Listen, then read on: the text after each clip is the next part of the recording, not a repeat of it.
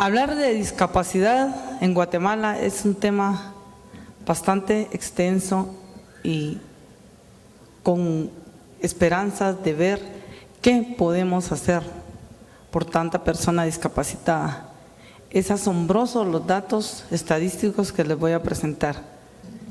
En la primera diapositiva, el Hospital General de Accidentes del ICS, en donde presto mis servicios actualmente. Discapacidad. Para llegar a usar el término discapacidad, ha sido durante años que paulatinamente se ha venido discerniendo acerca de cuál es el término que mejor podemos adaptar para estas personas que padecen de algún tipo de limitación. No es válido el término impedidos, no se debe de usar, es una ofensa para la persona con una discapacidad. No tiene un impedimento por tener una enfermedad, el impedimento lo hacemos los demás y el entorno. Tampoco minusválidos, significa de menos valor y no es así. Se quedó entonces con lo que es discapacidad. La OMS lo define como, es un término general que abarca las deficiencias, las limitaciones de la actividad y las restricciones de la participación. En 1980, la clasificación internacional de la discapacidad y minusvalía, estaba considerado así en ese entonces, lo define como la restricción o ausencia de la habilidad para realizar una actividad de una manera o dentro de un rango considerado normal para un ser humano. Y últimamente, lo que es aceptado en Guatemala y que el Consejo Nacional de la Atención para Personas con Discapacidad lo aprueba y se considera el mejor, es el que da la clasificación internacional basado en enfermedades y en el funcionamiento. Y lo define como cualquier deficiencia física, mental o sensorial, congénita o adquirida, que limite sustancialmente una o más de las actividades consideradas normales para una persona. Como vemos, el común denominador son limitación y restricciones de la actividad. Y esto vamos a verlo en el desarrollo del tema, que no lo tiene el paciente, no lo tiene la persona, lo tenemos los demás, que no tenemos una discapacidad, y el entorno social y el trabajo.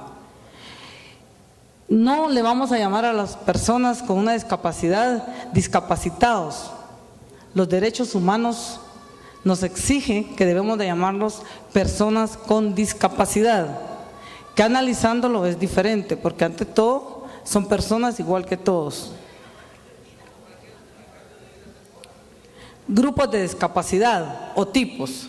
Tenemos las físicas, que pueden ser temporales o permanentes, y aquí pues básicamente se refiere a la limitación o ausencia de movilidad. Temporal en el caso de una fractura de miembros superiores, miembros inferiores, permanentes en el caso de una persona con una paraplegia, una cuadriplegia, restricciones del movimiento después de una parálisis cerebral, etcétera. Sensoriales, acá tenemos a los ciegos, personas con discapacidad o ciegas o no videntes, no cieguitos, son personas no videntes, personas ciegas, personas deficientes visuales,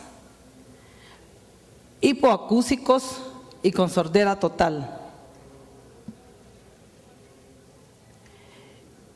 En la discapacidad mental tenemos que el primer lugar lo ocupa la depresión. Una persona con depresión se aísla, se margina del trabajo, le gusta estar solo y se convierte así en una persona con discapacidad mental. Son altos los índices de depresión que hay en Guatemala y estamos acostumbrados a pensar que una discapacidad la tiene una persona que anda en silla de ruedas o que usa algún tipo de aparato ortésico para poder ambular, y no es así como estamos viendo.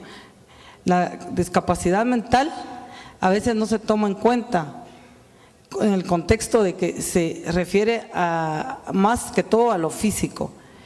Dentro del grupo mencionado, el 62% en Guatemala son discapacidades físicas y el 29.9% discapacidades sensoriales, tomando en cuenta sí el subregistro que hay en todas las patologías que vemos de cualquier índole que sean. Causas de la discapacidad en Guatemala. El 27% son congénitas, la enfermedad un 34%, los accidentes laborales y de tránsito el 29%.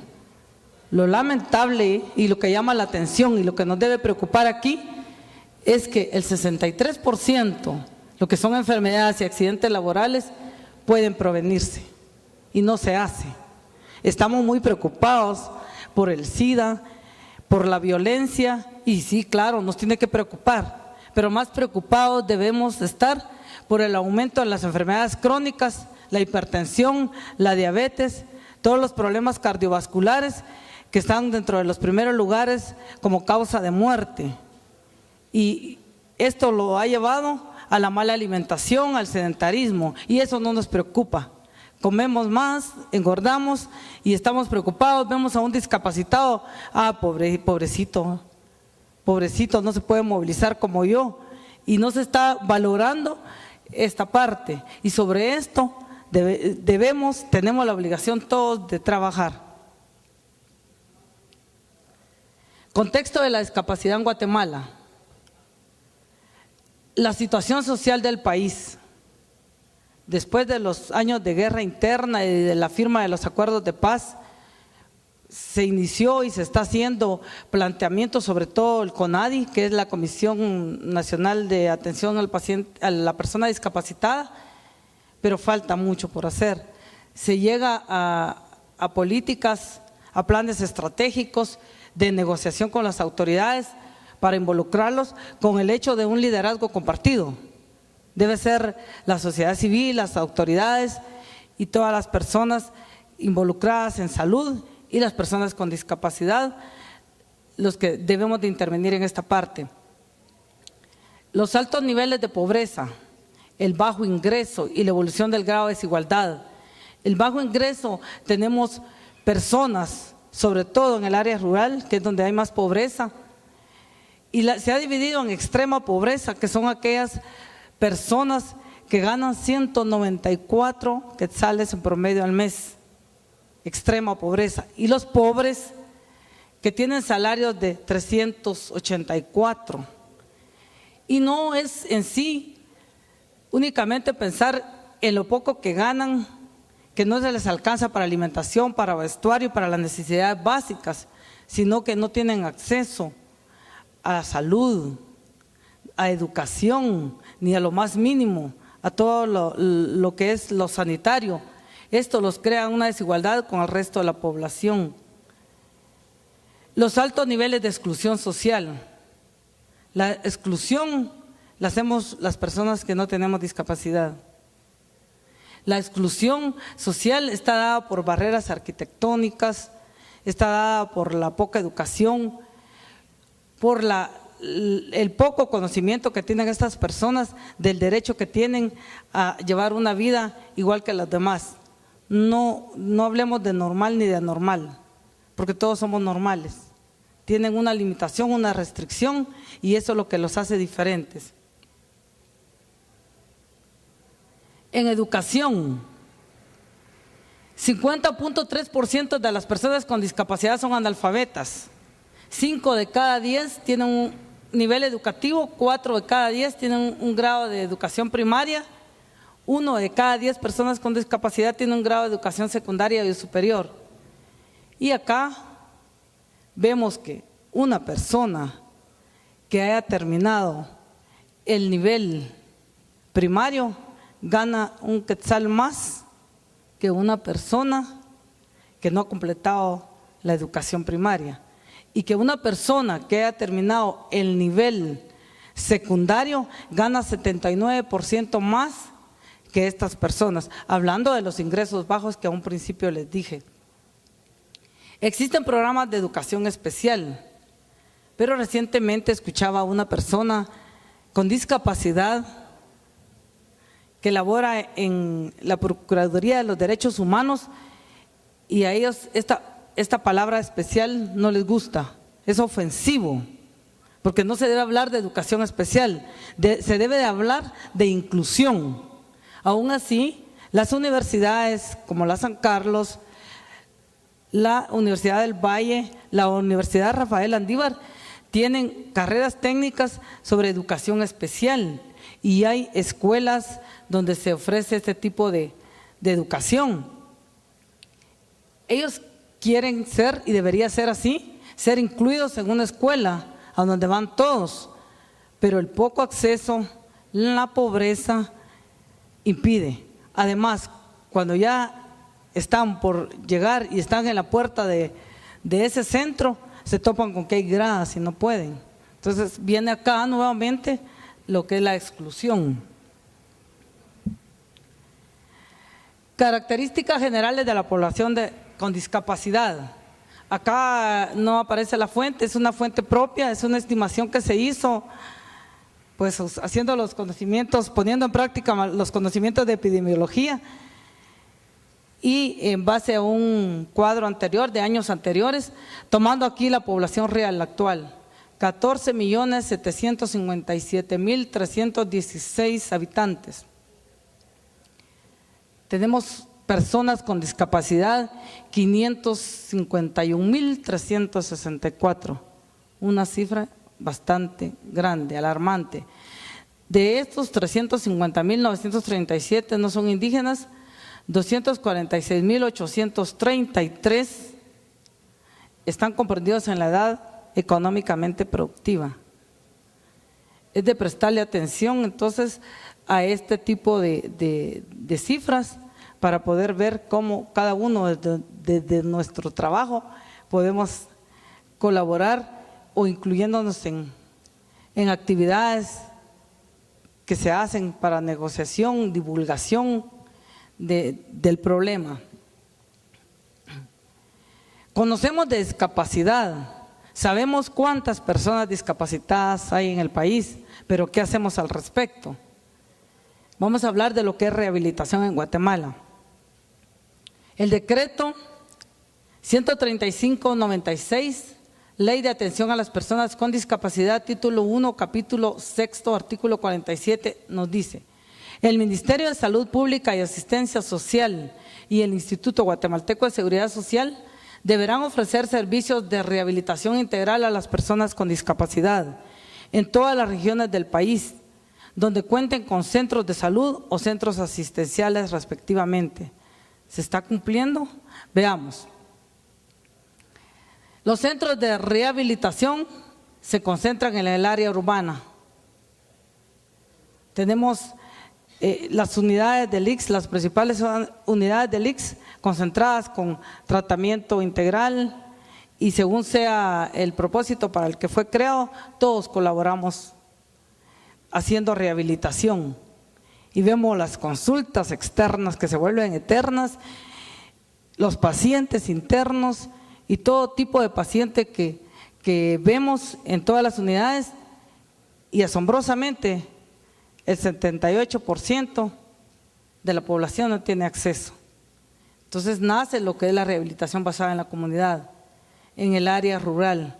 En el área rural es donde hay más personas discapacitadas, pero no tienen acceso a llegar a los servicios de rehabilitación. En las instituciones tenemos el Hospital Roosevelt y el Hospital San Juan de Dios, que por el tipo de hospitales que son, pues atienden diferentes cuadros patológicos y las secuelas que conlleva a ellos. Y acá en el Hospital Roosevelt, que tienen estadísticas por edades, es alarmante la cifra que tienen de eventos cerebrovasculares, hablando nuevamente de problemas que podrían prevenirse. Igual para el San Juan de Dios. Acá pues no aparece en primer lugar las enfermedades cerebrovasculares, sus secuelas, sino que aparecen fracturas, igual en el San Juan de Dios, pero sí está dentro de los primeros 3 lugares. El ICS, el Hospital General de Accidentes y su servicio de medicina física y rehabilitación aguda, que con el crecimiento de la población nos ha hecho hacer reformas y hacer normativos, y una parte, un buen porcentaje, hablando con estadísticas reales, del 40% para miembro superior no va al hospital de rehabilitación, se reinsertan a sus trabajos cuando el patrono, la empresa lo permite, porque es otra limitante acá. El hospital de rehabilitación, que sabemos es un hospital donde se brinda un tratamiento integral, interdisciplinario, y una de las metas de la rehabilitación pues es insertar al paciente en la reinserción laboral, familiar, social y laboral. No se lleva a cabo en los porcentajes esperados. Entrevistado al director de ese centro, me decía que continúa siendo, como mi formación en el posgrado, continúa siendo los pacientes amputados los que más logran una reinserción laboral, pero esta reinserción solo es del 5%. En el Hospital General de Accidentes llama la atención que en el presente año, en los 2 primeros cuatrimestres, 53.993 es la cifra de accidentes, que entra dentro de la cifra de 63% a nivel nacional disponible. Es cierto que es un hospital de accidentes, pero llama la atención la cantidad, porque aquí solo son del ICS y que asisten al hospital, y los que ven los demás centros como el Roosevelt, San Juan, etcétera, y a nivel privado, sí es alarmante, y que no hagamos al respecto o no se hagan a nivel nacional medidas para prevenir la situación. También existen otras instituciones como Fundabien, donde se da servicio de rehabilitación, el Centro Médico Militar, el Hospital Rodolfo Robles, que tiene programas para personas ciegas y sordas. En una reciente conferencia de un médico que tiene a su cargo la rehabilitación, él decía que se insertan el 100%, logran de alguna forma de hacer que las personas que son ciegas y han sido rehabilitadas logren reinsertarse a su trabajo.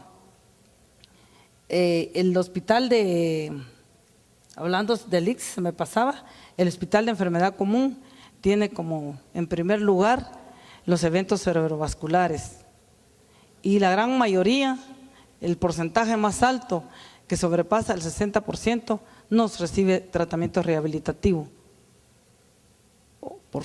porque fallece o porque no hay disponibilidad, porque ya no es rehabilitable, no sigue instrucciones del paciente, entonces se va para su casa.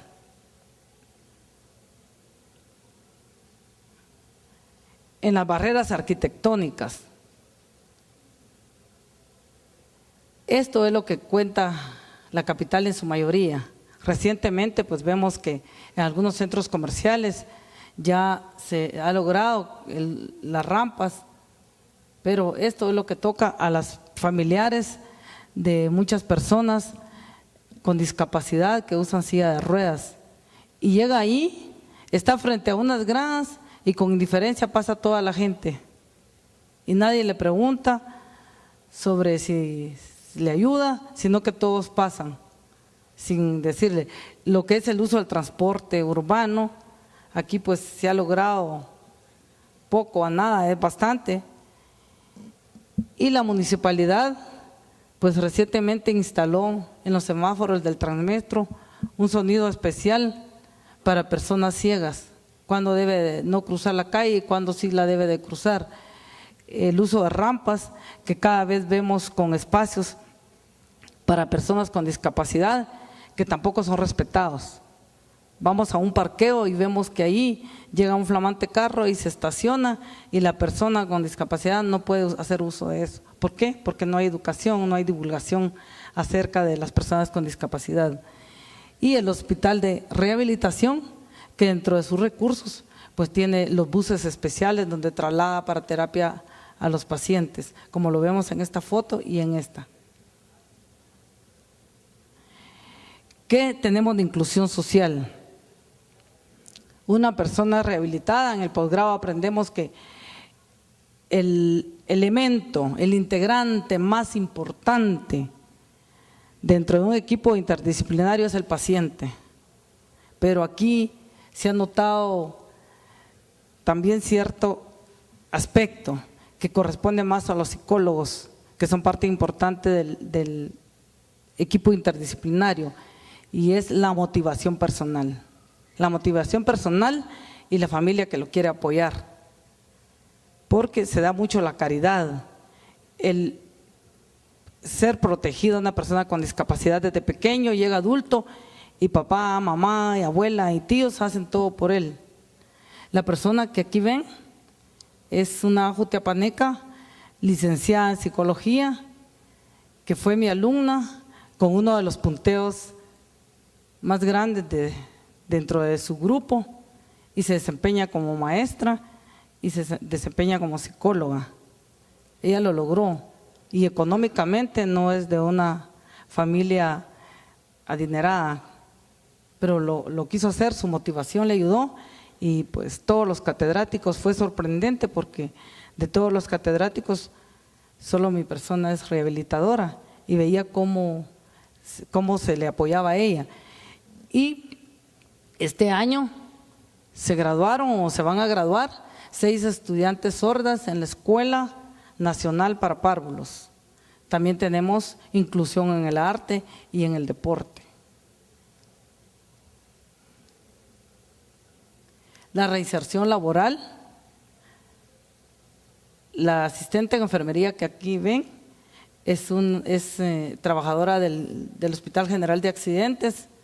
Su motivación personal la ha llevado a continuar laborando con fracturas en cadera, en fémur, en tobillo, y uno ve, pues estando dentro de la institución, es de resaltar el caso de ella, porque todos en la institución para donde laboro lo que buscan es una compensación secundaria. No es tanto el grado de limitación, sino que quieren ver cómo obtener una ganancia monetaria. Ella, con su motivación, llega 6:15 al hospital para empezar su día de labores, y pues haciendo uso de la rampa. Sí tenemos rampa, si no, qué pena que ni ahí se pudiera contar con rampas. Por su atención, por su presencia, muchas gracias.